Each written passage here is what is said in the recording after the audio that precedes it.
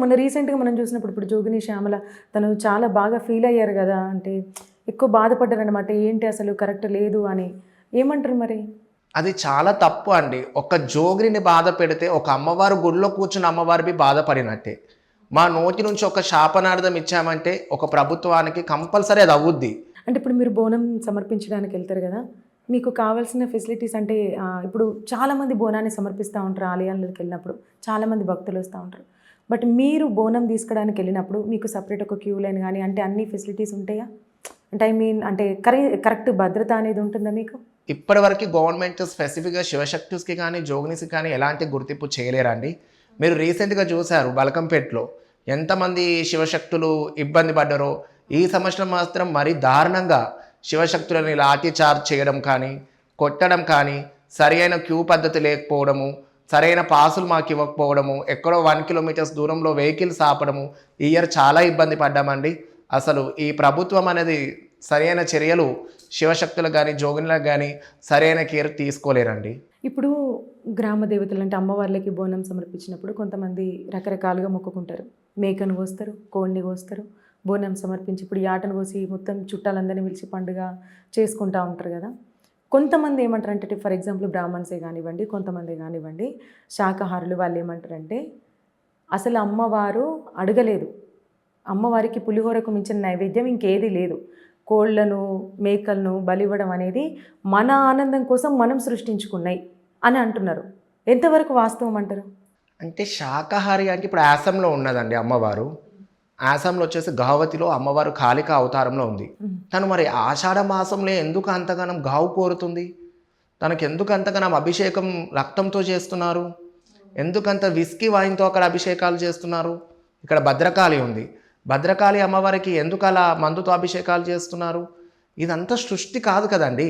ముందు నుంచి అమ్మవారు గావు కోరింది కాబట్టి ఇప్పుడు సపోజ్ అన్నపూర్ణదేవి, గాయత్రీదేవి, లలితపూర్ణేశ్వరి దేవి, లక్ష్మీదేవి ఉంది, వాళ్ళు శాకాహారులు కాబట్టి వాళ్ళకి పులిహోర దద్దోజనంతో నైవేద్యం పెడతాము. ఇక్కడ అమ్మవారు ఊరు కావాలి వండుకుంటూ అమ్మవారు ఇక్కడ గావు కోరుతుంది కాబట్టి ఈ గావు బదులు మనము మనుషులనైతే గావు ఇవ్వలేము.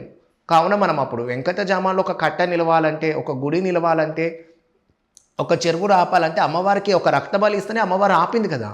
దానివల్ల ఈ ఒక గావులు ఇవ్వడం జరుగుతుంది అమ్మవారికి. అమ్మవారికి ఇప్పుడు ఈ బోనాలు సమర్పించే టైంలో ఘట్టం జరుగుతూ ఉంటుంది. అసలు ఆ ఘటం అంటే ఏంటి?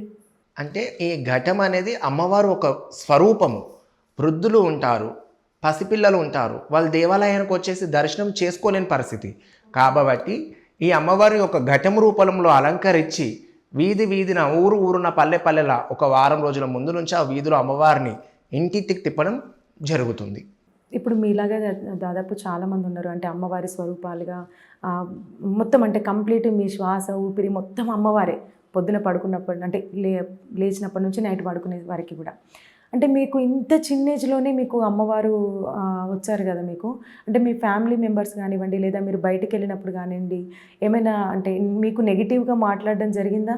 ఇప్పటి వరకు అయితే మా ఫ్యామిలీ ఫుల్ సపోర్ట్ అండి. ఓకే. నాకు ఎలాంటి నెగటివ్స్ కానీ మా ఫ్యామిలీ నుంచి ఎలాంటి దెబ్బ ఇప్పటి వరకు రాలేదు.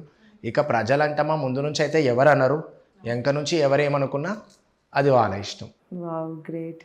అయితే అంటే ఇప్పుడు ఫర్ ఎగ్జాంపుల్ అంటే పేరు ఎందుకు నేను పేరేం మెన్షన్ చేయట్లేదు, చాలామంది ఇప్పుడు అంటే ఇప్పుడు వాళ్ళు ఫర్ ఎగ్జాంపుల్ ట్రాన్స్జెండర్స్ అయి ఉంటారు.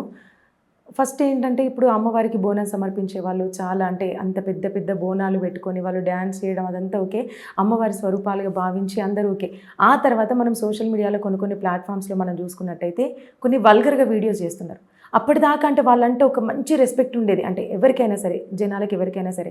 ఎప్పుడైతే ఆ వల్గర్ వీడియోస్ అట్లాంటివి ఏమైనా చేస్తున్నారో ఏంటి ఇట్లా మొన్ననే కదా అమ్మవారి బోనం ఎత్తుకుని అందరంతా మంచిగా అనుకున్నారు, ఇట్లా చేస్తున్నారు ఏంది అని చాలామంది అనుకుంటున్నారు, తిడుతున్నారు కూడా. ఎందుకు అట్లా మరి? గుడ్ క్వశ్చన్ అండి. అమ్మవారు భక్తి పైన ఉన్నవాళ్ళు ఎవరైనా కానీ బోనం ఎత్తుకొని కింద పడుకోరు, బోనం ఎత్తుకొని చిన్నపిల్లల్ని పట్టుకొని ఆడరు, బోనం ఎత్తుకొని ఇప్పుడు జిమ్నాటిక్స్ టైప్లో అగరబత్తులు పెట్టేసి పొగలు వేయడం కానీ అలాంటివన్నీ వాళ్ళంతా ఫేక్ శివశక్తులు అండి. They are fake.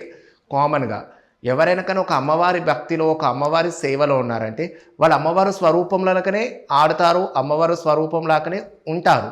ఇది అంతా బిజినెస్ కోసం ఈ జిమ్నాటిక్స్ ఇవన్నీ చేయడము పబ్లిక్ని అట్రాక్ట్ చేసుకోవడము, బిజినెస్ పరంగా వెళ్ళడానికి ఇవన్నీ చేస్తారు.